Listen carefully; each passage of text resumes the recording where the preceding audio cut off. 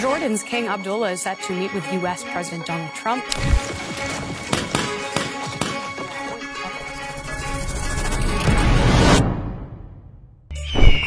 এটা হলো জর্ডান, মধ্য এশিয়ার একমাত্র শান্তিপূর্ণ দেশ। সিরিয়া, ইরাক, সৌদি আরব, ইসরায়েল, ইরানের মতো শক্তিশালী দেশগুলোর সাথে বর্ডার শেয়ার করার পরেও জর্ডানে কিন্তু আজ কোনো যুদ্ধ। জর্ডানে যতগুলো প্রতিবেশী দেশ আছে সবাই কোনো না কোনো ভাবে যুদ্ধ বিদ্রোহের আগুনে জ্বলছে। ইসরায়েল, ফিলিস্তিন, ইরাক এই দেশগুলোতে প্রায় কয়েক দশক ধরে যুদ্ধ চলছে, কিন্তু আশ্চর্যজনকভাবে এই যুদ্ধের আগুন জর্ডান পর্যন্ত পৌঁছাতে পারে। প্রশ্ন হলো কেন?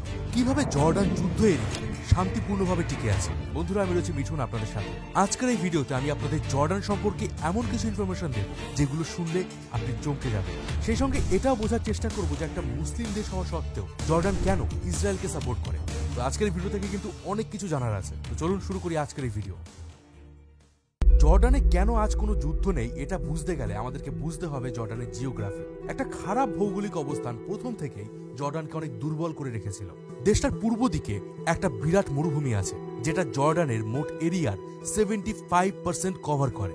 এখানে জলের সাপ্লাই এতটাই কম যে জর্ডানকে এশিয়ার সব থেকে ড্রাই কান্ট্রিগুলোর মধ্যে একটা ধরা হয়। আর বছরে এখানে মাত্র 245 মিলিমিটারের থেকেও কম বৃষ্টি হয়, যার কারণে জর্ডানের মাত্র 12% জমিতে চাষাবাদ হয়। তাই ফসল উৎপাদন এখানে এতটাই কম যে জর্ডানের 70% ফুড প্রোডাক্ট বাইরের কোনো দেশ থেকে আমদানি করতে হয়। জর্ডানের পশ্চিম দিকে যে এরিয়াটুকুর মধ্যে চাষাবাদ করা যায়, শুধু সেই এরিয়াটুকুর মধ্যে জর্ডানের প্রায় 90% পপুলেশন বসবাস করে। বাকি পুরো দেশটা এক প্রকার খালি হয়ে পড়ে রয়েছে। এবার আপনারা সবাই জানেন যে মিডল ইস্ট কান্ট্রিগুলো অনেক খনিজ সম্পদে ভরপুর। কোথাও প্রচুর পরিমাণে তেলের ভান্ডার রয়েছে, আবার কোথাও প্রচুর পরিমাণে গ্যাসের ভান্ডার রয়েছে। কিন্তু মিডল ইস্টের সব থেকে হতভাগা দেশ হলো জর্ডান। সম্পূর্ণ জর্ডানে শুধুমাত্র একটাই ন্যাচারাল গ্যাসের ফিল্ড রয়েছে, যেটা থেকে জর্ডানে শুধুমাত্র একটাই পাওয়ার প্ল্যান্ট চলে।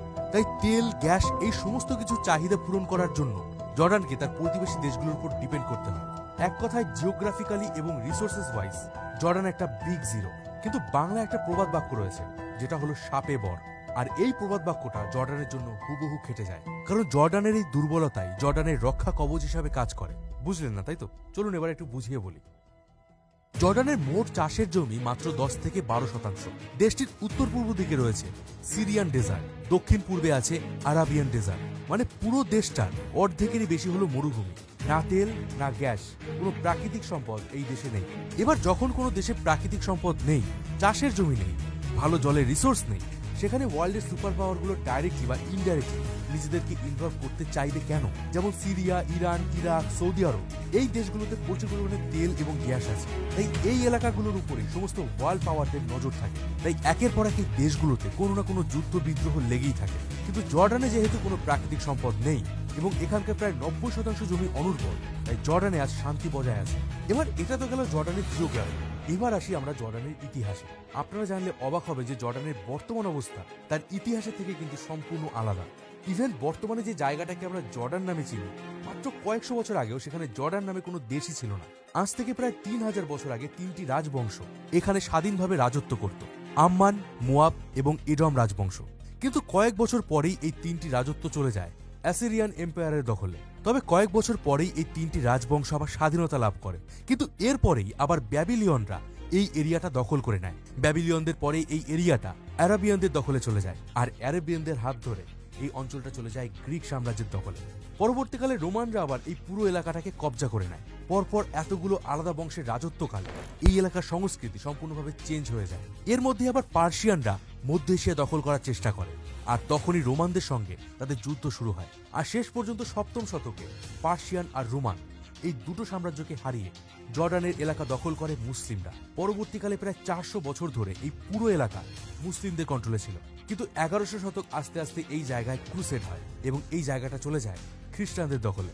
এরপরে মুসলিমরা আরো একবার এই এলাকা পুনরুদ্ধার করে এবং 1500 শতকে এই এলাকা চলে যায় মামলুকদের কন্ট্রোলে। আর ফাইনালি 1600 শতকে এই পুরো এলাকাটাকে দখল করে নেয় অটোম্যান এম্পায়ার। তবে প্রবলেমটা হলো অটোম্যান এম্পায়ার এই এলাকাটা দখল করলেও তারা এই এলাকার ডেভেলপমেন্টের উপরে তেমন গুরুত্বই দেয়নি। জর্ডানকে সে সময় একটা মাত্র কারণেই সব থেকে বেশি প্রাধান্য দেওয়া হতো, আর সেটা হলো জর্ডান থেকে জেরুজালেমে যাওয়া যেত। মানে এক কথায় জর্ডান থেকে জেরুজালেমে যাওয়ার একটা প্রাকৃতিক পথ ছিল। এখানে না তো ছিল কোনো রিসোর্সেস, না জল, না চাষের জমি। তাই অটোম্যান এম্পায়ার এই এরিয়াটাতে কোনো রকম ডেভেলপমেন্ট করেনি, যার কারণে এখানকার লোকাল জনগণ তাদের উপর দিন দিন ক্ষেপে যায়। আর 3 বার 1900 সাল, 1905 সাল এবং 1910 সালে তারা অটোমানদের বিরুদ্ধে যুদ্ধ করার চেষ্টা করে।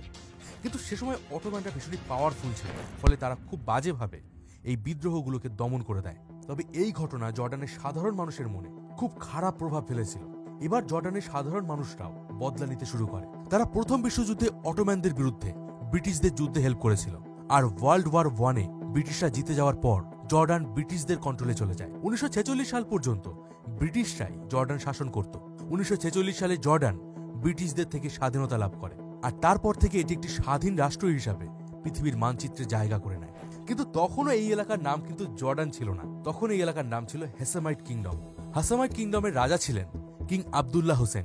তারা এত কষ্ট করে একটা স্বাধীন রাষ্ট্র পেলেও স্বাধীনতার পরেই জর্ডান একটা নতুন ঝামেলায় জড়িয়ে পড়ে। সেই সময় জর্ডানের পাশেই একটা নতুন ইহুদি রাষ্ট্র ইসরায়েল তৈরি হয়েছিল, আর সমস্ত আরব কান্ট্রিগুলো এই ইসরায়েলের এগেনস্টে ছিল। স্বাধীনতার মাত্র 2 বছর পরেই 1948 সালে জর্ডান বাকি 7টা আরব দেশের সাথে যুক্ত হয়ে ইসরায়েলের বিরুদ্ধে যুদ্ধ ঘোষণা করে, আর এটাকে বলা হয় প্রথম আরব ইসরায়েল যুদ্ধ। এই যুদ্ধে জর্ডান ইসরায়েলের ইস্ট ব্যাংক থেকে শুরু করে জেরুজালেম পর্যন্ত কবজা করে নেয়। এমনকি প্যালেস্তিনিয়ানরাও আবদুল্লাহকে তাদের বাদশা হিসাবে মেনে নেয়। সেই 1948 সাল থেকে 1967 সাল পর্যন্ত জেরুজালেমে জর্ডানের রাজত্ব ছিল। কিন্তু 1967 সালেই হয় 6 দিনের যুদ্ধ, যেখানে ইসরায়েল জর্ডানের এই পুরো এলাকা পুনরায় দখল করে নেয়। এমনকি গাজা স্ট্রিপও ইসরায়েলের দখলে চলে যায়। এরপর 1970 আর 73 সালেও ইসরায়েলের সঙ্গে জর্ডানের যুদ্ধ হয়। এই যুদ্ধে জর্ডানের অর্থনীতি ভেঙে পড়ে। হাজার হাজার ফিলিস্তিনি রিফিউজিরা জর্ডানে চলে আসে, আর জর্ডানও সব রিফিউজিদের আশ্রয় দেয়। এতে হঠাৎ করে রিফিউজির চাপে তাদের দেশের ইকোনমি এবং রাজনৈতিক পরিস্থিতি দুটোই খারাপ হতে শুরু করে। আর এভাবেই দেখতে দেখতে সময় আসে 1999 সাল। এই সময় পর্যন্ত জর্ডানের ভিতরে পলিটিক্যালি এবং ইকোনমিক ক্রাইসিস অনেক বাড়তে থাকে। তবে 1999 সালে এমন কিছু হয় যা জর্ডানের ভবিষ্যৎ পুরোপুরিভাবে বদলে দিয়েছিল, এবং যার কারণে আজ জর্ডান একটা শান্তিপূর্ণ দেশ হিসাবে মিডল ইস্টে জায়গা করে নিয়েছে। প্রশ্ন হচ্ছে 1999 সালে জর্ডানের সাথে কি হয়েছিল? আসলে এই সময় জর্ডানের তৎকালীন রাজা খুব অসুস্থ হয়ে পড়েছিলেন, তাই তিনি দ্বিতীয় আবদুল্লাহকে নিজের উত্তরাধিকারী মনোনীত করেন। ক্ষমতায় এসে রাজা আবদুল্লাহ অনেকগুলো সাহসী পদক্ষেপ নিয়েছিলেন, যেটা জর্ডানের ভবিষ্যৎ পুরোপুরিভাবে বদলে দিয়েছিল। তিনি জর্ডানের জনগণের সুরক্ষা, স্বাস্থ্যের ব্যাপারে সবথেকে বেশি ফোকাস দিয়েছিলেন। আর এই কারণেই সারা বছর বৃষ্টি না হওয়ার পরেও জর্ডানের 99% পপুলেশনের কাছে আজকের দিন ফ্রেশ ড্রিঙ্কিং ওয়াটার রয়েছে। জর্ডানের হিউম্যান ডেভেলপমেন্ট ইন্ডেক্স 0.7, যেটা জর্ডানের প্রতিবেশী দেশগুলোর থেকে অনেক বেশি। জর্ডানের পরপর অনেকগুলো জাতি গোষ্ঠীর লোকেরা রাজত্ব করেছে, তাই জর্ডানের ইতিহাস ছিল অনেক বেশি সমৃদ্ধ। আর এই সুযোগটাকে কাজে লাগিয়েছিলেন রাজা আবদুল্লাহ। খারাপ ভৌগোলিক অবস্থানের ব্যাপারে না ভেবে রাজা আবদুল্লাহ জর্ডানের ঐতিহাসিক জায়গাগুলোর ট্যুরিজমকে প্রমোট করতে শুরু করে। জর্ডানের পেট্রা শহর পৃথিবীর 7ম আশ্চর্যের মধ্যে একটি। যেভাবে পাহাড় কেটে এখানে বাড়ি তৈরি করা হয়েছে, সেটা লিটারেলি একটা আশ্চর্যের বিষয়। আজকের দিনে লক্ষ লক্ষ বিদেশি পর্যটক প্রতিদিন জর্ডানে ভিজিট করে শুধুমাত্র ট্যুরিজমের জন্য। ইউরোপ, আমেরিকা, ইউকে, চীন সহ এশিয়ার বিভিন্ন দেশ থেকে প্রচুর পরিমাণে ট্যুরিস্ট এখানে ঘুরতে আসে। এবার আপনার মাথায় একটা প্রশ্ন এখন আসতে পারে যে ঐতিহাসিক স্থান তো সিরিয়া, ইরাক এই দেশগুলোতেও রয়েছে, তাহলে এই দেশগুলোতে কেন ট্যুরিস্টরা ঘুরতে যায়? এর উত্তর হলো ভায়োলেন্স। ইরাক, সিরিয়া এই দেশগুলোর আইন ব্যবস্থা ভেঙে পড়েছে, আর ট্যুরিজমে সব থেকে বেশি ইম্পর্টেন্ট হলো ট্যুরিস্টদের সেফটি এবং সিকিউরিটি। জর্ডানের রাজা আবদুল্লাহ বুঝতে পেরেছিলেন রাজনৈতিক পরিস্থিতি স্থিতিশীল না হলে কোনোভাবেই ট্যুরিজম ইন্ডাস্ট্রিকে গ্রো করা যাবে। তাই দেশের শান্তি বজায় একটা শান্তি চুক্তি করে। এবার ইসরায়েলের সাথে বন্ধুত্ব করা হয় অটোমেটিক্যালি জর্ডান ইউএস এবং ইউকের মতো পশ্চিমী দেশগুলোর সাথে বন্ধুত্ব করে নেয়। এবার এই দেশগুলো থেকে জর্ডানের আর্থিক সুবিধা আসতে শুরু করে, আর সেই টাকা জর্ডানের রাজা জর্ডানের ইনফ্রাস্ট্রাকচার ডেভেলপমেন্টের কাজে লাগায়। এতে সাধারণ মানুষের কাছে কাজের সুযোগ বাড়ে, দেশের অর্থনীতি মজবুত হয়, আর আলটিমেটলি জর্ডানের সাধারণ মানুষের জীবন উন্নত হয়। কিন্তু ইসরায়েলের সাথে শান্তি চুক্তি করা ধীরে ধীরে জর্ডানের গলার কাঁটা হয়ে দাঁড়ায়, কারণ বাকি আরব দেশগুলো ইসরায়েলের এগেনস্টে ছিল। এদিকে জর্ডান ইসরায়েলের সাথে হাত মেলানোতে সবাই ক্ষেপে আগুন হয়ে যায়।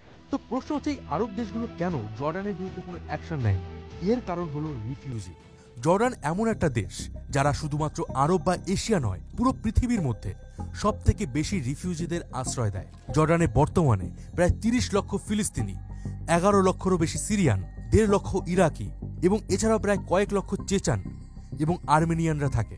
এত রিফিউজিদের জর্ডান তাদের দেশে আশ্রয় দিয়েছে, তাই সব দেশগুলোই জর্ডানকে রেসপেক্ট করে। জর্ডান যদি এই শরণার্থীদের তাদের দেশে না রাখত, সৌদি আরব সহ গালফ কান্ট্রিগুলোতে গিয়ে ঘাঁটি গাড়ত। আর আলটিমেটলি এই কান্ট্রিগুলোর ইকোনমি ডাউন হয়ে যেত। তাই এইসব দিক মাথায় রেখে ইসরায়েলের সাথে শান্তি চুক্তি করার পরেও এই মুসলিম কান্ট্রিগুলো জর্ডানকে অনেক বেশি রেসপেক্ট করে এবং তাদের উপর কোনো রকম অ্যাকশন নেয় না। আর আপনাদেরকে বলে দিই, জর্ডান শুধুমাত্র রিফিউজিদের আশ্রয় দিয়েছে এমন নয়, এই রিফিউজিদের তারা একটা কোয়ালিটি লাইফও প্রোভাইড করেছে। এর মধ্যেই 2011 সালে শুরু হয় আরব স্প্রিং। সব আরবীয় দেশগুলো অশান্তির আগুনে জ্বলছিল। তখন জর্ডানেও বেকারত্ব, মূল্যবৃদ্ধি, কারাপশনের বিরুদ্ধে, ভোটিং সিস্টেমের বিরুদ্ধে আন্দোলন শুরু হয়। তবে এই আন্দোলন একটা বিরাট আকার ধারণ করার আগেই জর্ডানের রাজা কোনো ঝামেলায় না গিয়ে, কোনো রকম কোনো মিলিটারি ফোর্স ইউজ না করে আন্দোলনকারীদের সাথে সরাসরি কথা বলেন এবং তাদের সমস্ত দাবি দাওয়া পূরণ করেন। আর তিনি এই পুরো সিচুয়েশনটাকে পুরো ঠান্ডা মাথায় ডিল করেছিলেন, যার ফলে আরব স্প্রিং জর্ডানে কোনো খারাপ প্রভাব ফেলতে পারেন। আর রাজার এই নিরপেক্ষ মনোভাব, দেশের জনগণের প্রতি তার ভালোবাসা এবং সরকারের পরিষেবা, এই কারণে জর্ডানের প্রত্যেকটা মানুষ জর্ডান সরকারকে মন থেকে রেসপেক্ট করে। কিন্তু জর্ডানের এই নিরপেক্ষ ইমেজটা খুব তাড়াতাড়ি নষ্ট হয়ে যেতে পারে। কিন্তু জিওপলিটিক্স এক্সপার্টরা বলছেন যে ইন ফিউচার জর্ডানের সামনে অনেক বড় বাধা আসতে চলেছে। আর এর সব থেকে বড় কারণ হলো ইসরায়েল প্যালেস্তাইন যুদ্ধ। কেননা 1.5 বছর ধরে চলা এই যুদ্ধের ভেতরে জর্ডান পুরোপুরি প্রো ইসরায়েলি ন্যারেটিভ নিয়ে চলছে। জর্ডানের পোস্ট রেকর্ড অনুযায়ী জর্ডান সব শরণার্থীদের আশ্রয় দেয়, কিন্তু ইসরায়েল গাজা যুদ্ধে এখনো পর্যন্ত জর্ডান গাজার ফিলিস্তিনিদের তাদের দেশে আশ্রয় দেয়নি। এছাড়াও রিসেন্টলি ইরান ইসরায়েলের উপর অনেকগুলো মিসাইল অ্যাটাক করেছিল, আর সেই মিসাইলগুলো যখন জর্ডানের উপর দিয়ে যাচ্ছিল তখন জর্ডান তাদের এয়ার স্পেসেই সেই মিসাইলগুলোকে ধ্বংস করে দিয়েছিল। আর এই ঘটনায় প্যালেস্তাইন আর ইরানের জনগণের মধ্যে জর্ডানের প্রতি একটা খারাপ ছবি তৈরি করেছে। তাই মনে করা হচ্ছে যে এই কান্ট্রিগুলো ইনডাইরেক্টলি ইন ফিউচার জর্ডানের উপর কোনো অ্যাকশন নিতে পারে। আচ্ছা, আপনার কি মনে হয়, জর্ডান কি ভবিষ্যতে এভাবে শান্তিপূর্ণভাবে থাকতে পারবে, নাকি তারাও আলটিমেটলি কোনো না কোনো যুদ্ধে জড়িয়ে পড়বে? কমেন্ট বক্সে আপনার মতামত অবশ্যই জানান। আর এই ধরনের ভিডিও যদি আপনারা আরও দেখতে চান সেটাও আমাকে জানান। এই ভিডিওটা ভালো লাগলে অবশ্যই লাইক করে দিন, বন্ধুদের সঙ্গে শেয়ার করে দিন। দেখা হবে পরের ভিডিওতে। ততদিন ভালো থাকবেন, সুস্থ থাকবেন। আর আমি ছিলাম মিঠুন আপনাদের সাথে।